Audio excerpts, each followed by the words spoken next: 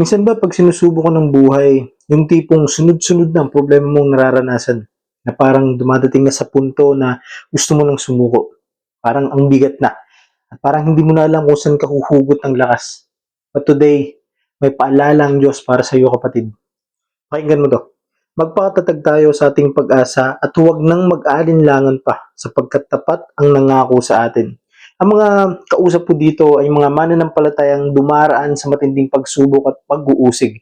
Marami sa kanilang natatakot, napapagod at nawawalan ng lakas ng loob. Kaya pinapaalalahanan sila nang dahil kay Kristo nagkaroon tayo ng direktang access sa Diyos Ama.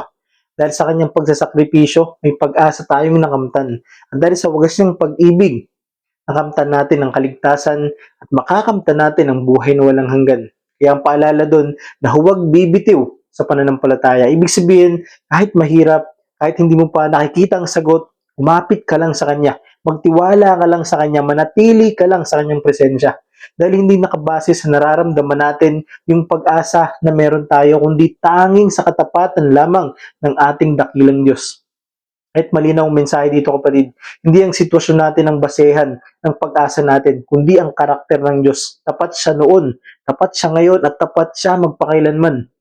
Pakatandaan mo rin ang sinasabi sa James chapter 1 verse 12. Pinagpala ang taong nananatiling matatag sa pagsubok. May gantimpala ang pagtitiis sa pananampalataya.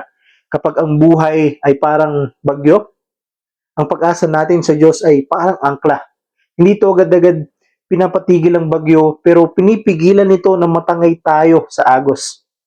At minsan, ang tunay na tagumpay hindi yung nawawala agad ang problema, kundi yung nananatili kang nakatayo dahil kasama mo ang Diyos. At kung dumaraan ka ngayon sa pagsubok, kapatid, ito ang paalala ng Diyos sa'yo.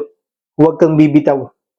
Hindi ka pababayaan ng Diyos. Lumapit ka lang sa Kanya. Ibuhos mo ang bigat ng puso mo sa Kanya. Ipagkatiwala mo sa Kanya ang lahat-lahat sa buhay mo. At ipaalala mo sa sarili mo na tapat ang Diyos sa Kanyang mga pangako. Kaya't kumapit ka lang sa pag-asang mula sa Diyos at sa Kanyang mga salita. Dahil ang Diyos na nangako sa bawat isang nagtitiwala sa Kanya ay siya ring Diyos na tutupad nito. Amen.